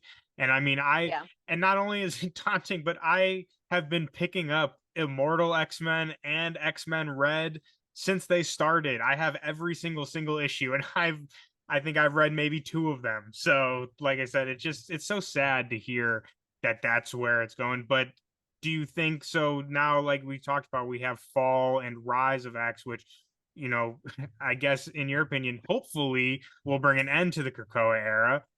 Mhm. What do you think is the way forward after this Krakoa? I got no idea. I wish I could. Like, seriously, I wish I could be like, let me tell these writers to do this, Yeah, especially well, since I have all these opinions. But like, not that's the thing. necessarily like a story, but I mean, I guess I more so mean, do you think that it can come back from the Krakoa? Like you said, Oh, of people right course. now are very kind of sick of this and kind of a little frustrated. Do you think that I'm they can flip the script for this next, like, do you think they'll actually finish it? And like I said, flip the script? I mean, I don't know how quickly they'll do it, but I mean, we came back from the decimation years. That's why the Krakoa era was so exciting at first, because I remember being told I should read House of X Powers at a 10, and I looked it up on Wikipedia, and I was like, this is batshit crazy. Why would you do this? I can't read this. And my friends and my sibling were like, trust me, read it. And I read it and it blew my mind. I mean, I was mind blown. I was like, I never thought this could work. But this one change, making, Moira a mutant and everything. I mean, it changed everything. And it was crazy. It's batshit crazy. It shouldn't have worked, but it did. And it brought so much life back into the X books that hadn't been there in years. And that's why it's so hard watching this era kind of fall in such a way. Not on a good note, I guess. In terms of will the X books come back, they always do. It may take 10 years, but they'll come back. Like, they're not going nowhere. The X-Men are the biggest. They are the biggest and most important team and all that in Marvel. Like, why do you think Marvel did X-Men films first with Fox? Like, yeah. Oh, they're the biggest. And the Fantastic Four, like, those are the flagships. The X-Men, Fantastic Four, and Spider-Man are the flagships of Marvel. You can love all these other great Marvel characters. Yeah, but they're the Marvel Trinity. Ha, got him. I coined it, guys. but yeah, like that's the Trinity. The Avengers aren't in there. Like, Daredevil's not in there. I love Daredevil, but sorry, man, he's not in it. It's those three, and so they'll come back. I have no idea what they'll do. I don't really know where you go from here, other than they need to find another great storyteller that has a new story for the X-Men to come in, even if that's taking the X-Men back to basics, but telling it in a great story. We need a storyteller back. That's what the X Office needs. A storyteller to come through, clean things up, get it back to basics if necessary, and then go from there. That's what we need. And if you had a dream writer to come in and fill that role, who would you want that to be? I don't know. I don't really have a dream one, because I think it's somebody I don't know. Okay, I like that though. Because again, like, I really feel like a lot of these careers that we know, they've written for X-Men before or told a story with the X-Men. So why am I gonna have them come back with this grand story? Hickman came with this grand story for the X-Men and said, I'm ready to write X-Men now. Here's my tale. Here's my pitch. And they apparently said yes. And so, yeah, I think it's somebody I don't know yet. It needs somebody that has a bigger vision than just, let me write a few arcs or let me write a really good run. It's somebody that creates essentially a universe, because that's what Hickman really did. And that's what he does with all these stories he does. The Ultimate Universe, for example, his Fantastic Four stuff. Like, he creates universes for these characters. He takes a Marvel universe and says, I'm going to Hickman it. And then he does it incredibly well most of the time. So we need somebody to come through and say, I've got the story. Let's do this. Back to basics. I mean, I don't know. I'd like to see Kelly Thompson write the X-Men more. She wrote them a little bit when they were in the Captain Marvel issues for the Brood. I enjoy her with characterizations. I think more than anything, we need a really good storyteller, a visionary overall. And then we need people to write characters well. Stop trying in all these single issues to do all these random plots we don't care about. I don't care. All right. Give me good characterizations and a simple but enjoyable plot. And then as you continue forward, whoever's the storyteller and stuff, you can work in that big picture story. But yeah, I think that's what it needs. I don't know who should do it, but I think it's someone I don't know, and probably somebody Marvel doesn't know yet. I was saying, honestly, though, I love that answer, though. Like you said, it's someone who I don't know yet, because I mean, that's where the best stuff comes from. Everyone has their breakout thing. I mean, a friend of the show that we've had on a couple times, David Papose, like, he had Savage Avengers, and it broke out for him, and now he's writing all these other crazy books. And like you said, I think you said it perfectly. The way forward is someone who we don't know yet. So, I mean, hey, if you're listening or watching this out there, you got an X-Men pitch, go email Marvel, because like I said, we need some fresh blood in there. Yeah. I mean, it's like, why do we do auditions for movies or TV shows? Because there's somebody out there for the role that you don't know yet, and you need to find them. I think that's what Marvel needs to do right now. I don't think they need to go through their current X office and grab somebody out there. No offense to anybody that's written X-Men at all recently. Like, there's been a ton of great stuff and a lot of writers I enjoy there. But go and find your person. Find the person, or if it's a team that does that, I don't care. But find the storytellers that you need, and come back to us as fans and say, here you go, X fans. We know you're disappointed by how we dragged on this Krakoa era. Here you go. We got a new great story that we think, even if it's not as revolutionary as, House of X Powers of 10 might have been, this is still going to be refreshing for you. That's all I want. Something refreshing and enjoyable. Mm-hmm. Well, fingers crossed. I think we'll get it though. I think we'll get it. Like you said, the X-Men, they are not going nowhere. For Nope. like you said, the people who are new out here and don't know, like X-Men is the shit. Like they've been the shit.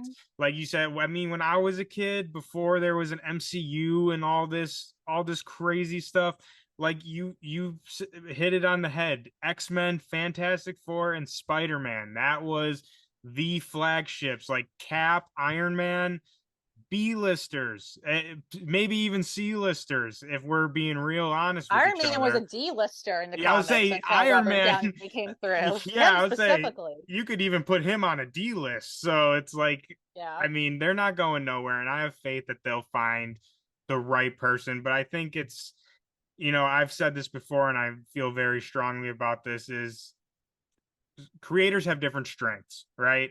Some people are very good at writing team books. Some people are very good at writing single character driven stories. And I think they just need to find that person that fits in what they want this new X-Men to be. And that was Hickman, and that was perfect. But they had to beat the dead horse till they just could not anymore. Yeah, and to be fair, I don't think it's completely Marvel's fault, because at the time there were still a lot of fans, including myself, that were like, "Hey, you can continue this. Go ahead." Yeah. So sometimes I think it's important we as fans realize, yeah, we kind of fucked up. We kind of spoke out of turn. Damn, we kind of shot ourselves in the foot. Of course, Marvel listened. They're like, "You'll pay money. Here you go." And we were all like, "Yeah, they listen." And now we're like, "Why'd you listen to us?" Well, it's our fault. So yeah, we're just stupid fans. What the hell do we know? yeah, we're like, "Why would you listen to us?" Yeah, They're literally. like, what? Yeah, I think that comes down to like a lot of fandom, honestly, is like we'll be like, "Oh, we want this, we want this." They're like, "Okay, here you go." They're like, "No, not like that." And we're like, "Never mind. Yeah, Nope, you're wrong. Keep What are you keep it. thinking?" Well, so we talked about a lot of stuff already, and I mean, usually we start off with this question, but I mean, who cares? We'll throw it in at the end. I'm curious. So we've talked about a lot of books here, Supergirl, X-Men, some of the other stuff that you're really passionate about. So we usually ask people about like their kind of comic origin story, right? And I mean, I don't need you to go through your whole, oh, this, that. What I'm really interested in, like I said, since we've already been going for a little while here, I don't want to keep you. I could keep you all day, but I won't do that to you. So I'm curious, do you remember like if it was Supergirl maybe or X-Men, like maybe the book or the character that really was like, oh, this opened my eyes, like, oh, this is, that really hooked you and like kind of snowballed all this stuff with comic books and all that. Well, I don't remember the first comic I ever read or held, to be honest. I don't remember the exact first one, but the first one I can think of that I still have it. It's a hardcover color reprint of a couple issues of X-Men, including the Dark Phoenix saga and Days of Future Past. And it was given to me on my 7th birthday by my parents. They signed it as such. So I had read stuff before that, but I finally had my own copy, I guess. And it was in color. That was the coolest thing. When I was a kid, I still have these as well. I would read these like bulk black and white reprints of old X-Men issues. And so when I was a kid, before I got that, I had thought all the old X-Men stuff was in black and white. I'd never seen these characters in color, except maybe in video games, right? Like Marvel Ultimate Alliance and X-Men Legends were huge on influencing me to also want to read the comics as well. And so when I got done, I said, "Oh my God, they're in color." I was like freaking mind blown. I was like, what? Like Dorothy getting to Oz. Yeah, like Wolverine has a yellow and blue costume. Like what? Like it was just so mind blowing and so cool. And so it's very cliche, but probably the Dark Phoenix saga of X-Men, that was one of the first runs I remember reading and just being like, "Oh my God, that was just insane." And to this day, it's still like one of the greatest comic runs you can ever read. Like It's a classic for a reason. There's a reason why it's on everyone's top, 10 list or top 5 list. But Yeah. you also mentioned though that you kind of got back into comics around 2019. Yes. So I'm curious. I find that happens a lot to a lot of people. Either they grow up with comics and then like rediscover them later in life, or just discover them later. They didn't grow up with them. So Mhm. I'm curious, was there a kind of specific thing that got you? I mean, I'm sure it was just growing up and doing other things, but was there anything that like turned you off to comic books, and then if vice versa, was there something that really brought you back in, or did it just kind of organically happen that way? Well, there's nothing specific to turn me off. It was just kind of life. I mean, I read Hmm. comics through like elementary school. Then middle school was middle school. Like it sucked. Like our emotions all a mess. I'm blasting 3D's Grace and Evanescence in my room. Like I have the world on my shoulders or something, So I mean, and then my uncle Rich, who I credit a lot for getting me into comics, which he pretty much did. He moved to New Hampshire with my aunt for Hmm. like her master's degree or something. And he used to live in my neighborhood as a kid. And then even when we moved first, he still lived in the area we live in, like 20 minutes away. But he's in New Hampshire. He's like multiple states away from me. Um, so that turned me off from comics as well. I didn't have my uncle showing me his big stack every single week of comics and talking to me all the time about them. So yeah, life just got busy. And in high school, I had a lot more friends that played video games and stuff. And that's like when Minecraft came out and everybody thought Minecraft was the best thing since bread, apparently. And I was like, everybody's pixelated. What? Clearly, I still don't get it, but that's okay. It's fine. Minecraft's not for me. But like, so yeah, I definitely got away from it.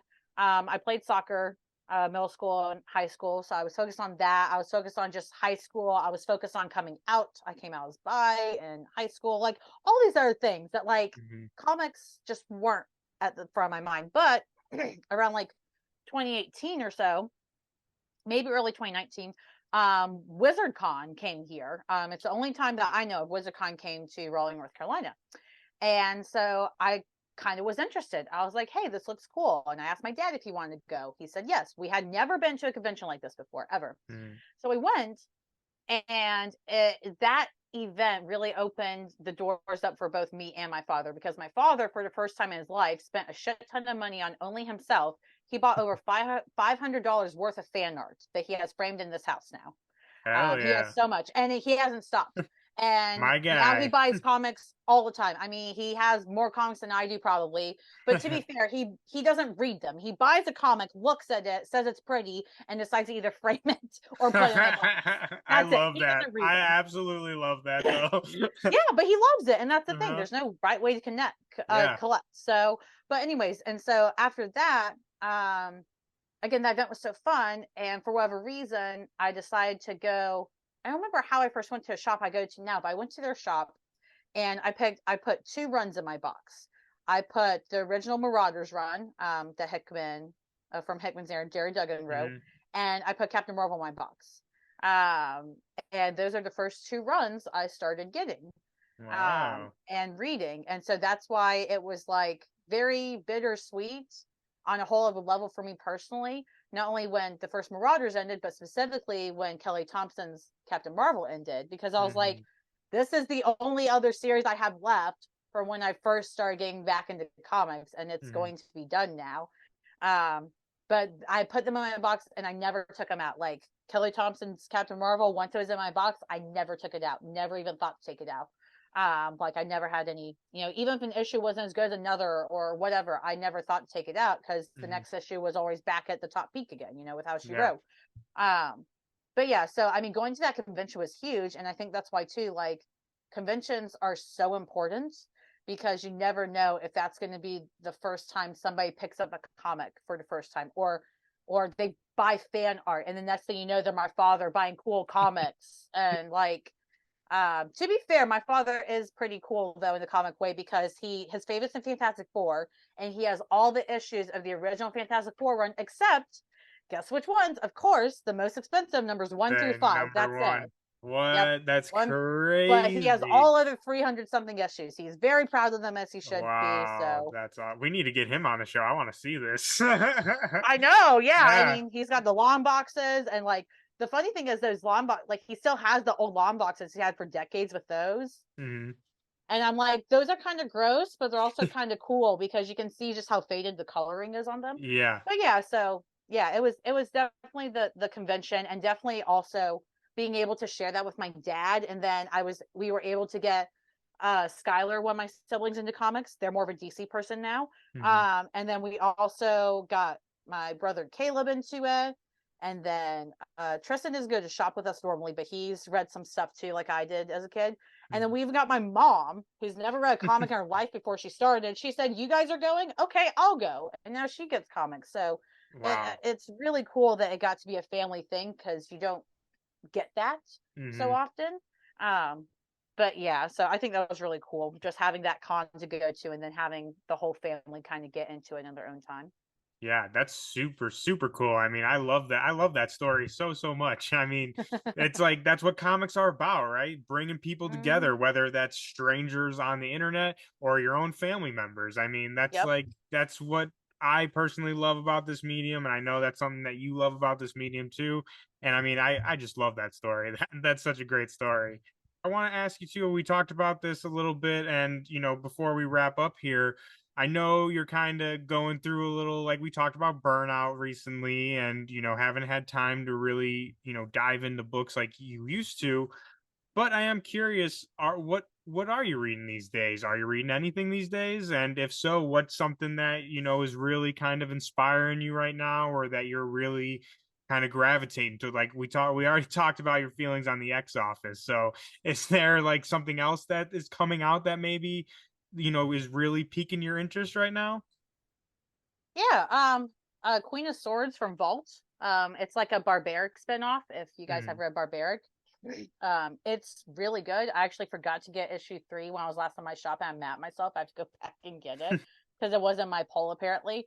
But I really like that series. I Months ago I reviewed the first issue of it when I was still doing stuff. I really like Poison Ivy still. Issue 14 is the latest one. Um, that series has just continued to be great, even if there's again an issue that's slower than another. mhm. It's just very well written, great characterization. Birds of Prey, Kelly Thompson's writing. I know a lot of people have feelings about that because they're like, why is this character not here? Or why is this one here? Like, it was very well written, which I was not surprised by, because again, it's about characterization with Thompson as a writer, Mhm. and she did it justice. So I really enjoyed that. Those are probably my top few. I mean, there's a couple other things I read. I've been reading Avengers. I don't really remember the last issue, to be honest, but I'll be getting the issue after that. I read Rare Flavors #1 from Ron V and Felipe Andrade, who did Mm, the main Death of Layla Starr. So of course I mhm. had to get this one. Yeah, It was we really, love really good. Ram over here. We love Ram, so I'm Yeah. sure if it's him, it's probably good. Yeah, I mean, again, he's gone so big now. There's a couple things that like aren't my favorite from him, but again, Mhm. like to me, that doesn't say anything about him as a writer other than you're human. Like, Yeah. but no, it was fantastic. And honestly, yeah, I really enjoy, like, if you guys like, if anybody is like, I don't care for his writing, at least look up one of his interviews, because the way he speaks and talks about his work is really fascinating. Yeah, like I said, we love Ram over here. Obviously, Gorgon being the Venom guy, he, is obsessed with Ram. So, I mean, like you said, though, I mean, not everyone can be perfect all the time. And I think that's, not to get into a long tangent about this, but we did bring this up a little bit in the interview previously, is, people being toxic and kind of very strongly worded opinions. It's like, everyone's just trying to do their best. You get what I mean? And it's like Yeah. no one is gonna always come out with the best thing ever. I mean, I don't want to call anyone out specifically, but you know what I mean. Like I said, it's like there's hits and misses even with the best of writers. And it's like just because that Yeah. isn't your flavor or your favorite, that doesn't make them a bad writer. It just means that you don't like this particular book. Yeah, I mean, like, I'll even go and give it the example because I've mentioned multiple times, and I feel bad because, again, I'm with you. Like, these creators are humans. Like, Cy Spurrier's Nightcrawler has driven me up a wall personally. However, I don't go tweeting around that Cy Spurrier is terrible, he's the worst writer, and blah blah blah blah blah, because that's not helpful. Like, I've spoken to a friend who has read Spurrier's Sandman run, I guess, and my friend said that he was surprised that this run for Nightcrawler of his wasn't great because he really enjoyed Spurrier's Sandman. And I said that I mean, it makes sense. Yeah. You know, like, maybe he did a great Sandman. I haven't read it yet. Maybe he freaking did. That's fantastic. But like, this just isn't for me, and that's fine. But I love the character so much, I give her a shot. And I also still want to be able to, you know, hopefully see this creator succeed with a character I love. That's why I keep trying to, you know, like, even if he's not going to write Kurt the way I want him to, or in my picture perfect way, I still want to see him do something great with this character in some form. So I think that's important too. But if I didn't want that, then I would just not read the book and say, I'm out. Peace. Like, yeah, you're not gonna that's the whole point. Go tweet at him and harass the dude. No creator deserves death threats. Like, even creators that actually are very problematic, like, come on, guys. Like, nobody deserves that. They're all doing their best. And at the end of the day, all these creators started out as indie creators, and we need to remember that too. So, like, if you're not going to talk to an indie creator like that, why are you talking to them like that? It just doesn't make sense. Because I would never talk to an indie creator like that. So why would I even consider that? Just because they're writing for a Marvel book, that, oh, now I can put that on them, they deserve it because they're immune? Absolutely not. They're not immune. At the end of the day, we're all fans, and we're going to disagree. You know, there's going to be a fan that's like, I love Thor so much, and this is how I see him. And you're going to say, cool, I love Thor so much, and this is how I see him, and her, and whoever else ever has the name Thor, the title. You know what I mean? Like, it's just all good fun. That's what it's all about. And that's why, like, it is cool talking about the differences in what people see in characters sometimes. But when it stops getting fun, you should probably stop the conversation. Yeah, 100%. 100%. Well, Lauren, like I said, it's been so fun talking to you. And like I said before, I could keep you here all day and we could talk more about podcasting, X-Men, all that kind of stuff. But like I said, I'm not going to do that to you. I know you're busy and you got other stuff to do. But I just want to say again, thank you so much for coming and nerding out with me today. This has been so fun. I mean, we're 100% going to do this again. Hopefully we'll have the whole crew here. But before we get out of here, again, friendly neighborhood comic show. Everyone, please go subscribe, go watch her videos. They're on a hiatus right now, but I'm sure that you're going to be back and rocking and rolling soon. Can't keep Lauren down for long, but Lauren, I'm going to give you this opportunity. I'm going to hand it off to you. Tell the people where they can find you on social media. I obviously just shouted out the channel, but this is your time to plug yourself. Well, thank you. No, it's such an honor to be on here. We will definitely do this again. But who knows? It might be next year because the holidays are coming up and we're all going to be in shambles. So, but that said, whatever social media you use, I'm pretty much on it. Just depends on how active I am. My handle is @friendlymBHDBI. It's on Twitter still. Blue Sky, I'm trying to use more. Threads, I have it. Instagram. And then the comic show's Twitter is @MBHD Comic Show. And they're on everything too. Twitter, Threads, Blue Sky, Instagram. Like, literally, if you need to find us outside of Twitter, if we ever leave, or me, you can find me. You just have to use the same handle. I try to make it as not complicated as possible. But yeah, no, I thank you so much for having me. Thanks for taking the time and letting me ramble. Again, I have very specific thoughts, but with comics and characters, especially lately, I'm like dead focused. I know in the past I've been like all the comics, and now I'm just like, no, I care about 3 things. And if these 3 things aren't good, I'm gonna be like, oh man, I got a dip. But no, it's been such a pleasure being on. Hopefully, yeah, I'd love to see Cap and Gorgon. They're always so fun to talk to. And also mess with a little bit. It's always a good time with you guys. So of course. And I mean, talking about rambling, that's what we're here for. That, like I said before, this is the place to do it. Let's get into some characters. Like I said, we're going to have you on back again for sure. And next time we want all the rambles. Just go. I'll just sit here and you can go and I'll just quietly listen. But again, Lauren, thank you so much. This has been such a pleasure. I'm gonna be throwing the links to her show, socials. I'll throw up on the screen for y'all, so y'all don't make sure you don't miss it. Go subscribe, go follow her. And I mean, like again, I just can't thank you for being such a positive voice in the community, being such great friends of us and everyone else in the nerd world. I know that everyone would agree with me.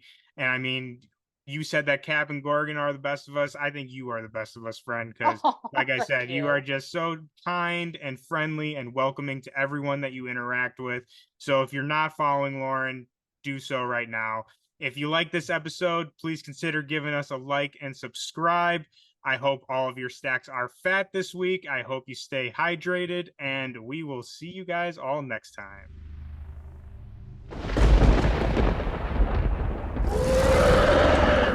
I can do this all day.